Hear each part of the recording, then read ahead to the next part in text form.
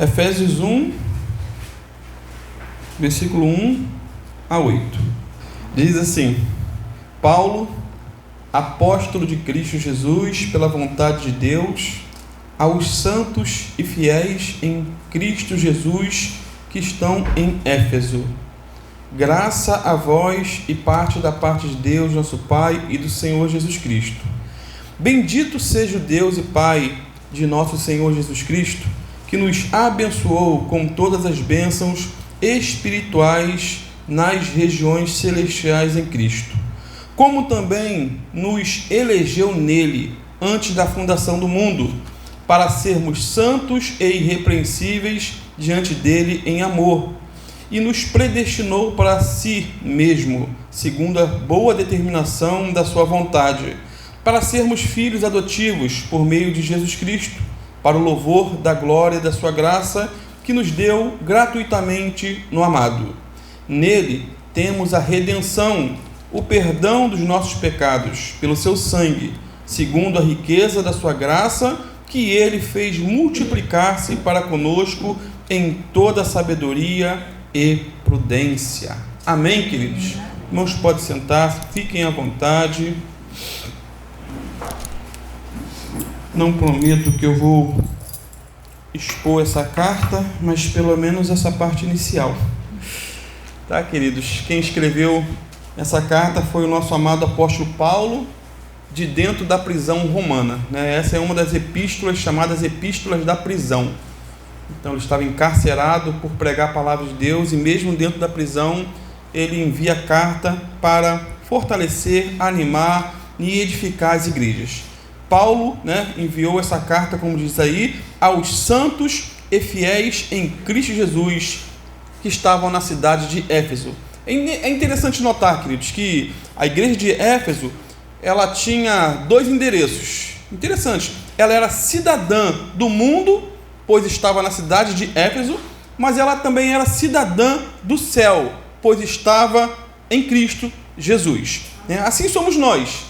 Temos, por assim dizer, duas cidadanias. Moramos aqui na terra, mas estamos assentados com Cristo nas regiões celestiais. Somos abençoados aqui embaixo, mas também lá em cima, para a glória de Deus o Pai. Paulo então envia essa carta aos santos que estavam em Éfeso.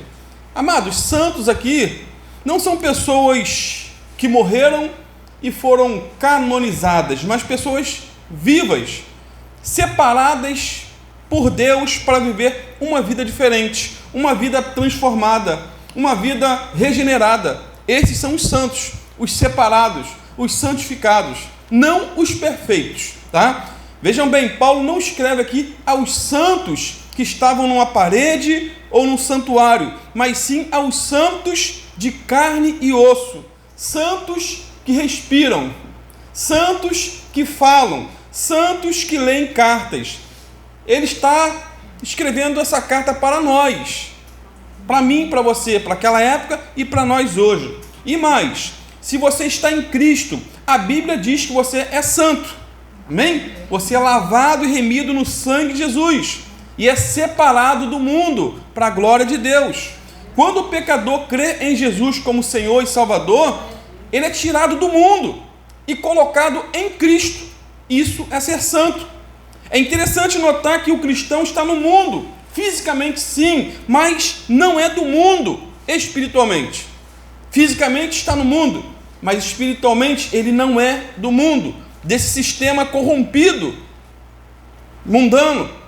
Em João 17, versículo 14 a 16, o Senhor Jesus disse o seguinte em sua famosa oração sacerdotal: Dei-lhes a tua palavra, e o mundo os odiou, pois eles não são do mundo, como eu também não sou. Não rogo que os tires do mundo, mas que os protejas do maligno. Eles não são do mundo, como eu também não sou. Então, o cristão, ele é como um mergulhador, para ir às profundezas do mar. Esse mergulhador precisa de quê? De equipamentos adequados, senão ele morre, estoura, fica sem ar. O fundo do mar simboliza o mundo. O mergulhador representa cada um de nós, por assim dizer. Para vivermos nesse mundo e continuarmos vivos espiritualmente, precisamos da capacitação do Espírito Santo de Deus. É pelo poder do Espírito Santo, queridos, que somos capazes, ou fortalecidos, ou enchidos do seu Espírito para vivermos nesse mundo tenebroso. Então o texto diz que Paulo escreveu aqui aos santos que estavam em Éfeso e que eram fiéis a Cristo Jesus, como está aí no versículo 2. Amados, todo aquele que é fiel também é santo, e todo santo é fiel, pois confia em Jesus. Paulo diz ainda no verso 2: graça a vós e graça a vós e paz da parte de Deus, nosso Pai, e do Senhor Jesus Cristo. Interessante essas duas palavras, graça e paz. Graça é a causa da nossa salvação. Pela graça somos salvos. E a paz é o resultado dessa salvação. É como se pudéssemos dizer: a graça é a raiz, a paz é o fruto. Graça é a bondade de Deus para com pessoas indignas, como eu e você. Isso é graça. Agora, a paz é a consequência dessa bondade que flui em nós. Uma paz que qualquer bilionário daria e não tem. Não consegue dormir, não consegue viver, não consegue sair. Tudo é muito complicado, mas nós temos essa paz dada por Jesus. Sendo assim, esses dois primeiros versículos fazem aí uma saudação costumeira. Era o comum começar as cartas naquela época assim.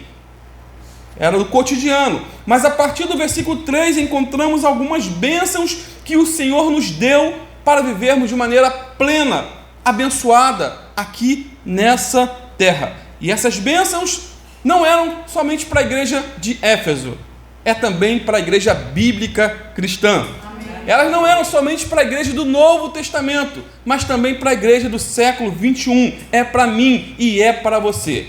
Quais seriam essas bênçãos? Primeiro, Ele nos abençoou, diz aí versículo 3, com toda sorte de bênçãos espirituais nas regiões celestiais em Cristo.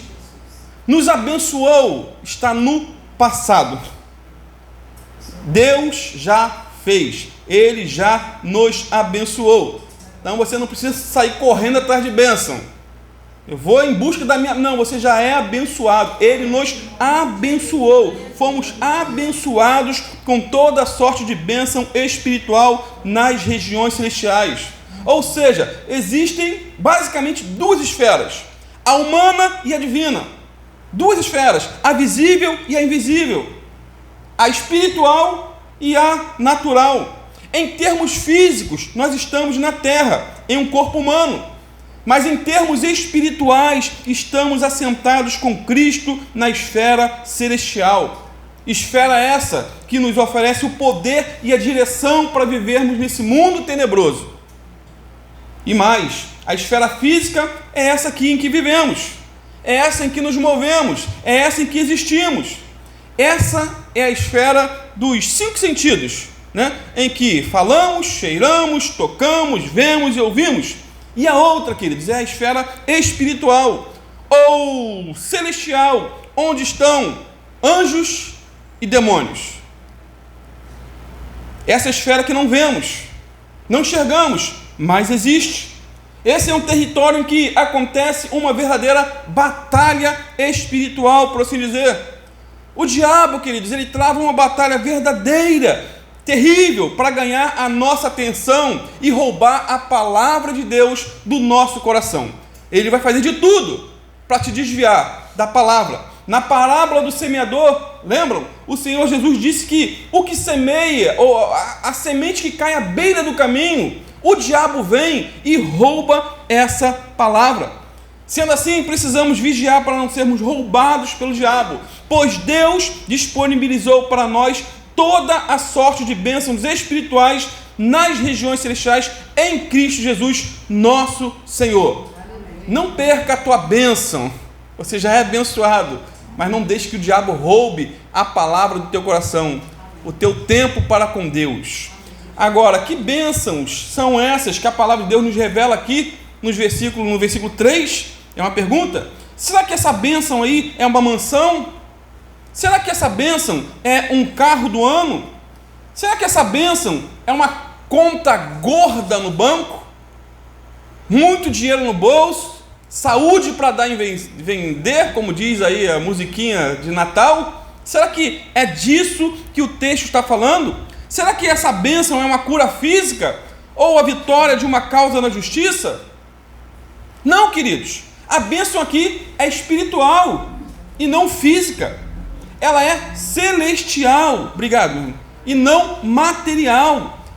A pessoa, quando ela não é convertida, não teve um encontro com Jesus ainda, ela está preocupada principalmente com as coisas da terra, porque aqui é o lugar em que vivem.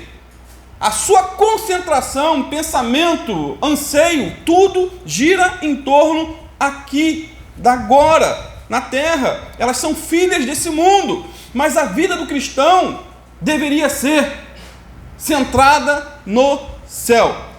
Filipenses 3,20 diz que a nossa cidadania está nos céus, de onde esperamos ansiosamente o Salvador, o Senhor Jesus Cristo, que está voltando.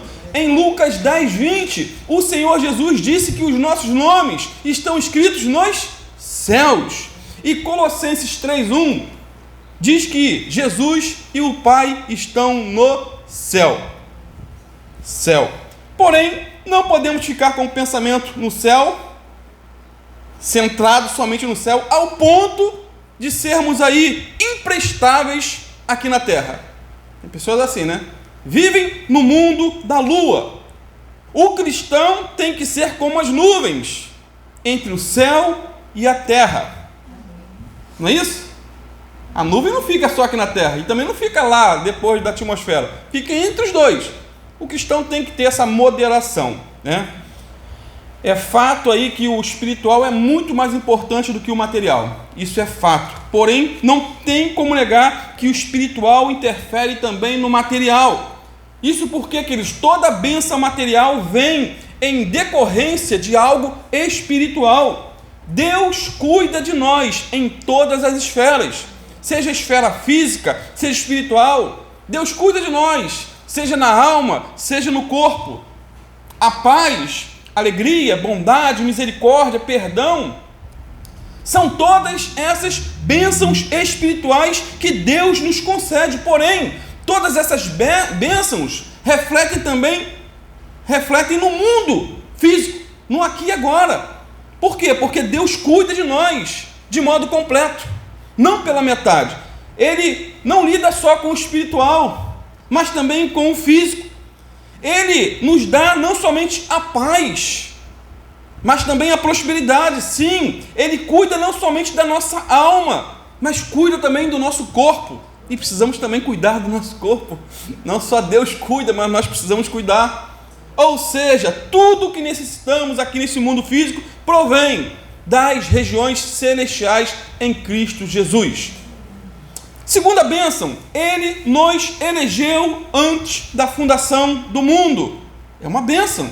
No versículo 4 aí, diz que o Senhor nos elegeu nele, né? Antes da fundação do mundo. Ou seja, quando não existíamos, antes de serem criados anjos, céu, a terra, Deus já estava pensando em nós. Você fazia parte dos pensamentos de Deus. Isso é muito gostoso saber, entender, porque Deus é onisciente, amém? Amém. O futuro, o passado, tudo é um eterno presente para Deus. E eu não tento nem entender essas coisas, porque senão eu vou parar no pinel. Eu sou homem, ser humano, então eu vivo no agora. Mas Deus é onisciente, conhece tudo, sabe tudo.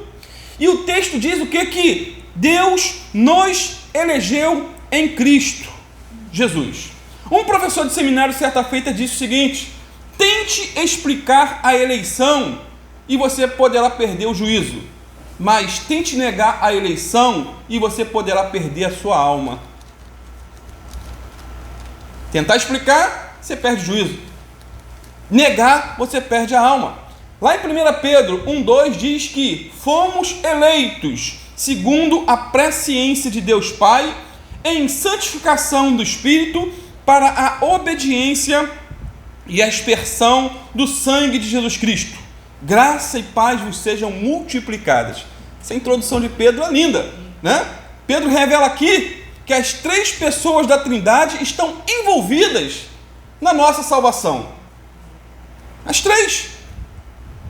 Pedro diz que Deus nos elegeu porque previu que iríamos crer em Jesus, na sua onisciência. Jesus nos salvou quando morreu na cruz por nós, derramando seu sangue na cruz. E quando fomos convencidos do pecado pelo Espírito Santo, né, recebemos a salvação, nos arrependemos. Os três, Pai, Filho e Espírito Santo, estão envolvidos na salvação do homem. E mais, Paulo diz ainda que fomos eleitos para sermos santos e irrepreensíveis diante dele em amor. Deus nos escolheu para a santidade e não para a imundície. A eleição tem como alvo fazer de cada um de nós pessoas limpas e não imundas. A igreja de Cristo não foi escolhida para viver na lama do pecado, queridos, mas para viver na luz de Cristo, nesse mundo de trevas. O que mais se vê no mundo cristão é imundície. Às vezes não pecados escancarados, mas o orgulho, a soberba, a pompa. Isso se vê demais. Terceira bênção que Deus nos dá: Ele nos adotou como filhos. Adotados como filhos. No verso 5, Paulo diz que Ele nos predestinou para sermos filhos adotivos. Amados, não éramos filhos de Deus. Na verdade, não são todos filhos de Deus, como se apregoam por aí. Todos são filhos de Deus. Não.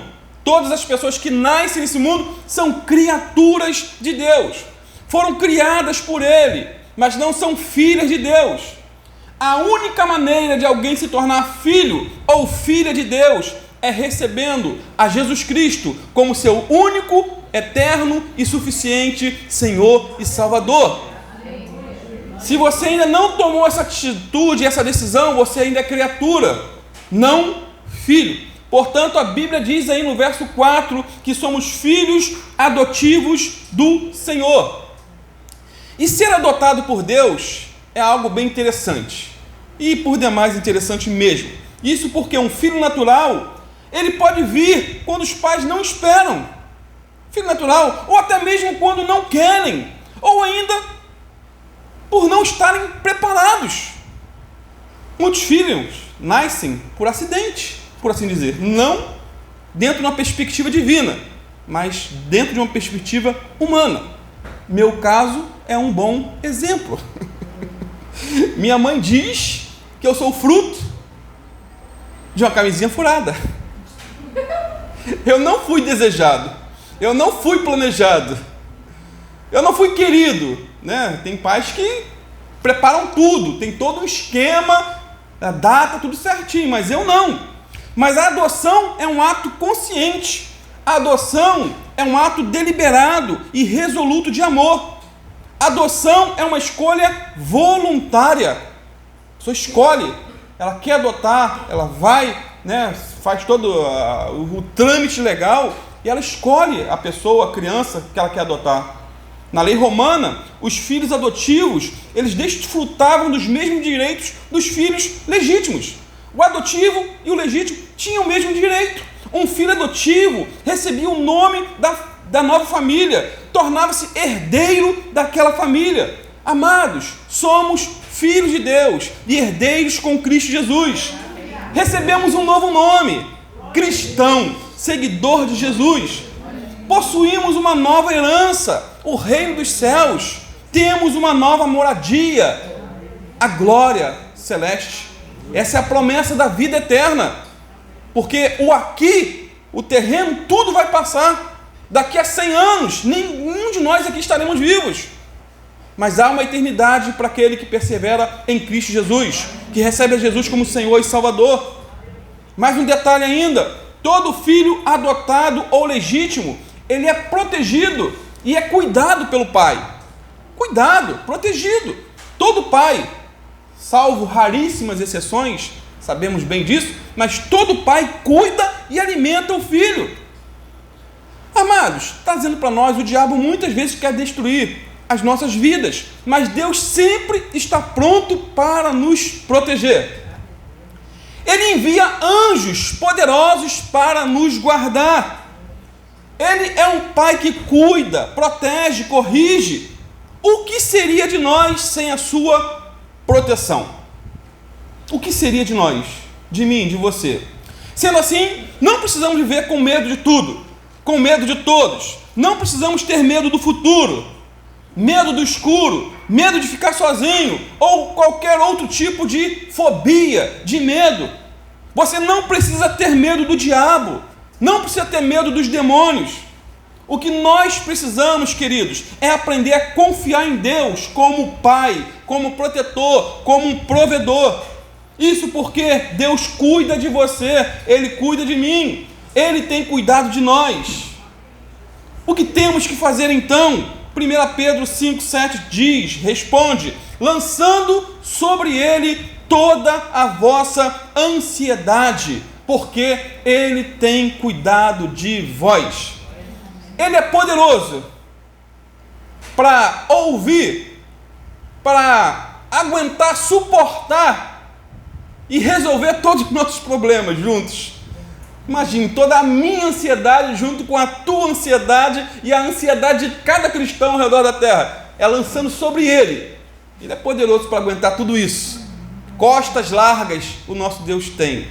Irmãos, nós que somos pais, eu sei o que é isso, nós sabemos muito bem a responsabilidade de provermos o necessário para o bem-estar dos nossos filhos.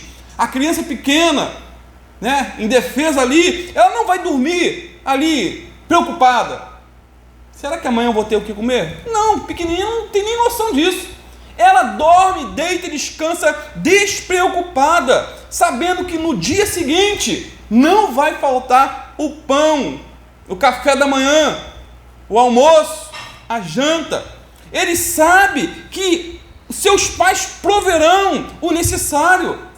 Deus também cuida de nós. Portanto, como disse nosso Senhor e Salvador Jesus Cristo, não se preocupem com as suas próprias vidas, quanto ao que comer ou beber, nem com seus próprios corpos, quanto ao que vestir. Não é a vida mais importante do que a comida, e o corpo mais importante do que a roupa?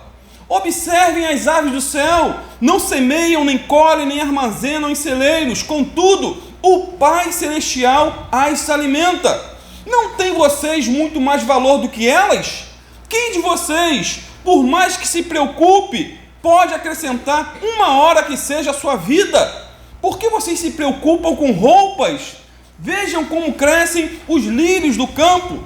Eles não trabalham, nem tecem. Contudo, eu lhes digo que nem Salomão, em todo o seu esplendor, vestiu-se como um deles. Se Deus veste assim a erva do campo, que hoje existe e amanhã é lançada ao fogo, não vestirá muito mais a vocês, homens de pequena fé? Portanto, não se preocupem dizendo que vamos comer, ou que vamos beber, ou que vamos vestir, pois os pagãos é que correm atrás dessas coisas, mas o Pai Celestial sabe que vocês precisam delas. Busquem, pois, em primeiro lugar o reino de Deus e a sua justiça, e todas essas coisas lhes serão acrescentadas. Portanto, não se preocupem com o amanhã, pois o amanhã se preocupará consigo mesmo. Basta a cada dia o seu próprio mal.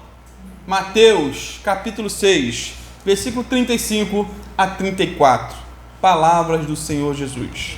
Repito então, Deus cuida de você. Ele cuida de mim. Deus cuida de nós. Quem pode dar um amém aí? Amém. Glória a Deus. Você tem sentido o cuidado de Deus na tua vida? Eu tenho sentido a misericórdia e o cuidado dia após dia. Quarta bênção, nele nós temos a redenção pelo sangue. Veja comigo o versículo 7. Nele, em Cristo, temos a redenção, o perdão dos nossos pecados pelo seu sangue, segundo a riqueza da sua graça. Que texto maravilhoso! Que bênção! Querido, sabe o que é redenção? Simplesmente comprar de volta. Redenção, comprar de volta.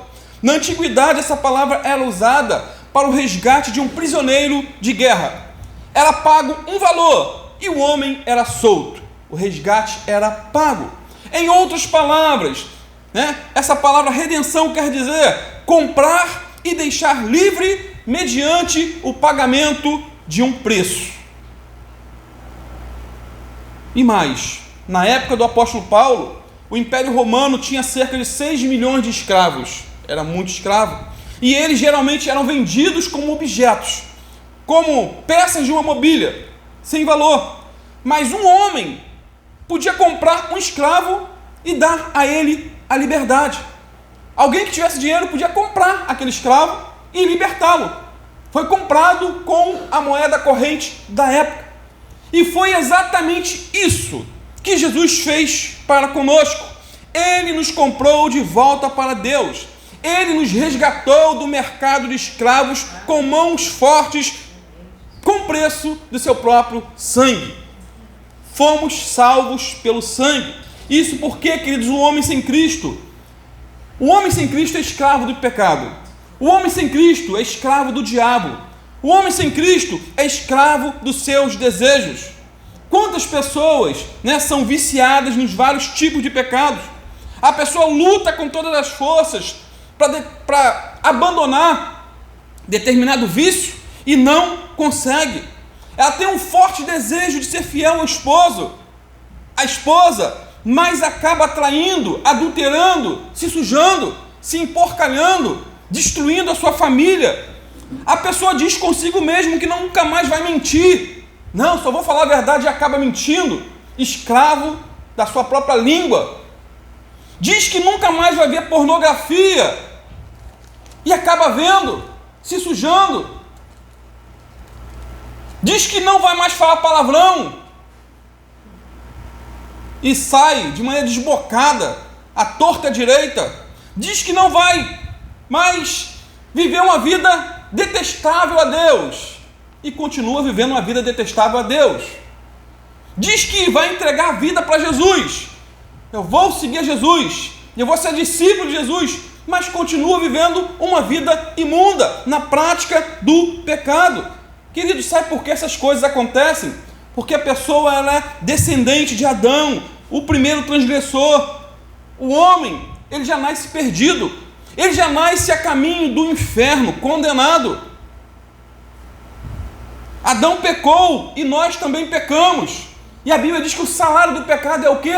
O salário do pecado é a morte. Todos pecaram e afastados estão da glória de Deus. E Deus sabia de tudo isso. Tudo isso. E mesmo estando mortos em delitos e pecados, a Bíblia diz que Deus nos amou. Mesmo estando sujos, do jeito que estávamos, Ele nos amou. Isso é graça, favor, misericórdia. Éramos escravos do pecado, mas Deus olhou lá do céu e nos amou com amor eterno, com amor imerecido. E Ele fez algo maravilhoso para nos redimir. Fez algo maravilhoso para nos resgatar. Sabemos bem disso.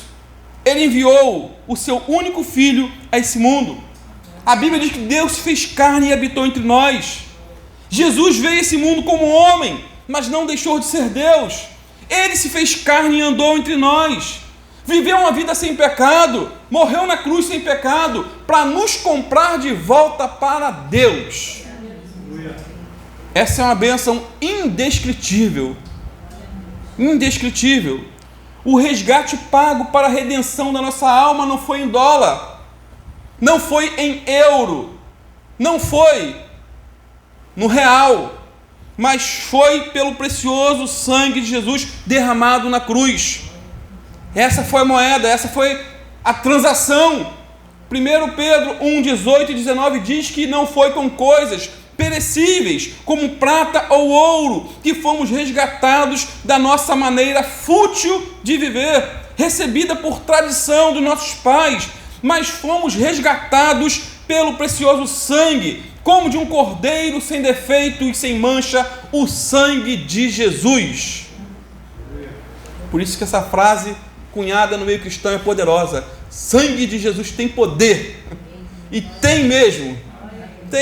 Repito, éramos escravos, perdidos, afundados na lama do pecado, sem alegria, sem paz na vida, sem esperança e sem Deus no mundo. Mas Deus, que é rico em misericórdia, pelo imenso amor com que nos amou, estando nós ainda mortos em delitos e pecados, Ele deu-nos vida juntamente com Cristo. Pela graça você é salvo.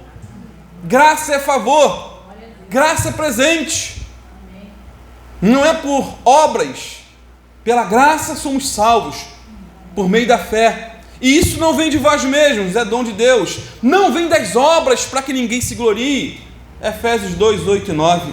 Jesus nos amou, Jesus se entregou, Jesus se humilhou a si mesmo como servo, obedeceu ao Pai e morreu na cruz em nosso lugar. E quando ele estava lá pendurado naquela rude cruz, ele deu aquele famoso brado de vitória: está consumado, está pago. O escrito de dívida que era contra nós foi rasgado e cancelado para sempre.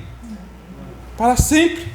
Em Cristo temos o perdão dos nossos pecados. Perdão dos nossos pecados. Você não precisa ter acusação em relação ao que você fez no passado. Se você já se arrependeu e já abandonou, seja lá qual pecado tenha sido. O verbo perdoar, querido, significa levar embora. Ele nos perdoou, está no versículo 7 aí. Nos perdoou, levar embora. E essa ideia nos traz à memória o ritual realizado em Israel no dia da expiação. Lembram? Quando o sumo sacerdote enviava o bode expiatório para o deserto. É interessante. Primeiro, o sacerdote sacrificava um dos dois bodes. Eram dois. E aspergia o sangue diante de Deus sobre o propiciatório, diz a palavra. Em seguida, confessava os pecados de Israel, enquanto colocava as mãos sobre o outro bode, que depois era levado ao deserto para nunca mais ser visto. Um bode ficava vivo, era imolado na verdade, e o outro era enviado com os pecados do povo para o deserto. Sumiu. Cristo morreu para levar nossos pecados embora, a fim de nunca mais serem vistos. Salmo 103, 12. Olha que lindo. Como o Oriente se distancia do Ocidente, assim Ele afasta de nós as nossas transgressões.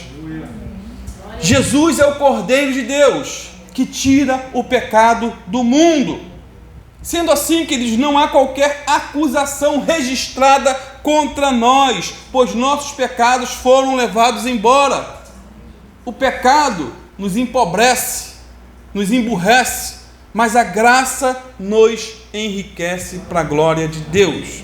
Vou repetir o versículo 7 mais uma vez para concluir. E acompanhe comigo. Nele temos a redenção, o perdão dos nossos pecados pelo seu sangue, segundo a riqueza da sua graça.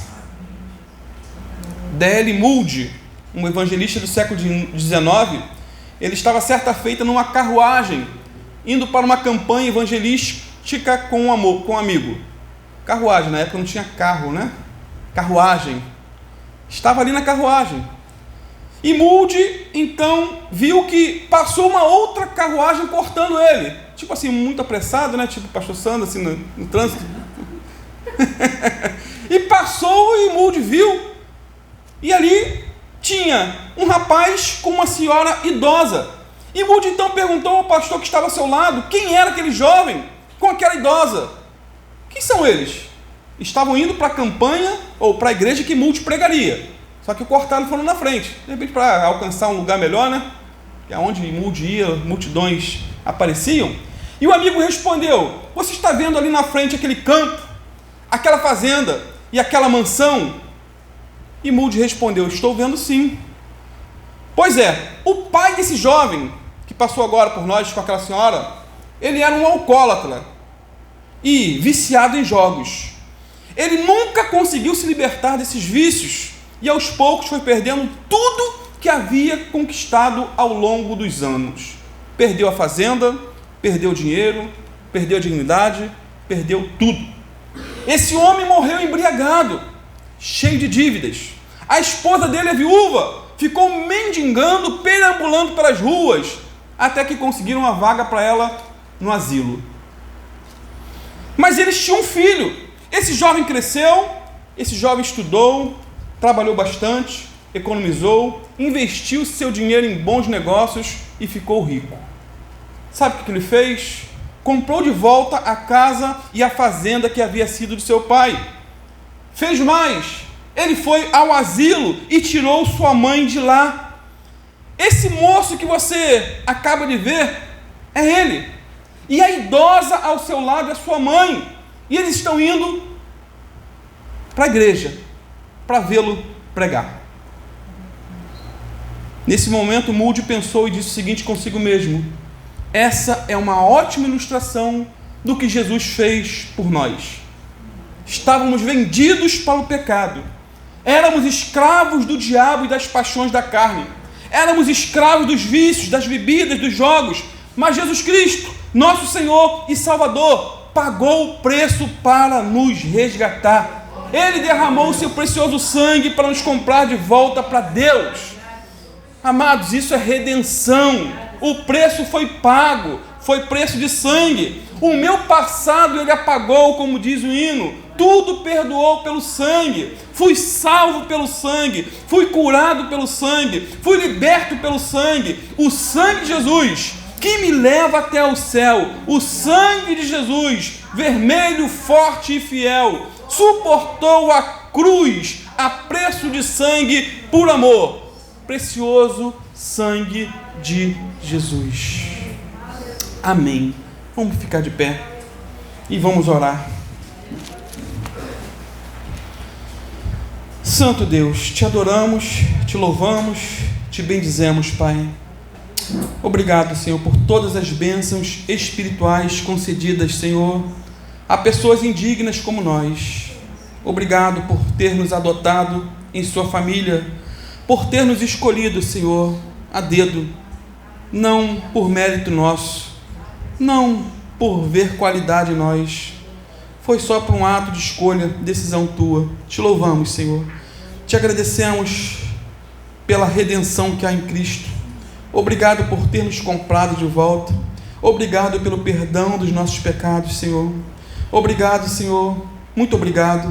Não temos palavras para expressar a nossa gratidão, o nosso amor a Ti, Senhor. O que nos resta, Senhor, é viver uma vida de gratidão a Ti. O que nos resta, Senhor, é buscar a Tua face diariamente. O que nos resta, Senhor, é viver nesse mundo de trevas para a glória do Teu santo e bendito nome. Que essa palavra venha tocar nos corações, Senhor, aqueles que ainda não se entregaram a Ti como Senhor e Salvador, que eles venham fazê-lo nessa noite, que eles venham se entregar de corpo, alma e espírito, aquele que é poderoso para nos salvar, nos libertar e nos levar a caminho da glória. Fica conosco, Pai, te louvamos por tudo, te adoramos, Senhor. Abençoa nosso domingo, abençoa a nossa volta para os nossos lares, nos guarda, nos livra, Senhor, de toda artimanha do diabo. Senhor, mais uma vez pedimos perdão pelos nossos pecados, Senhor, também. Quantas vezes entristecemos a Ti, quantas vezes duvidamos, Senhor, da Tua bondade, do Teu cuidado realmente. Quantas vezes, Senhor, quantas vezes nós o culpamos pelos nossos erros. Nós erramos e achamos que o Senhor é o culpado. Tem misericórdia de nós, Pai. Tem misericórdia. Limpa nosso coração por meio do sangue do Cordeiro, Cordeiro de Deus que tira o pecado do mundo. Fica conosco, Pai, e abençoa-nos. É o que eu te peço, em nome de Jesus, para a glória de Deus o Pai. Amém, amém e amém.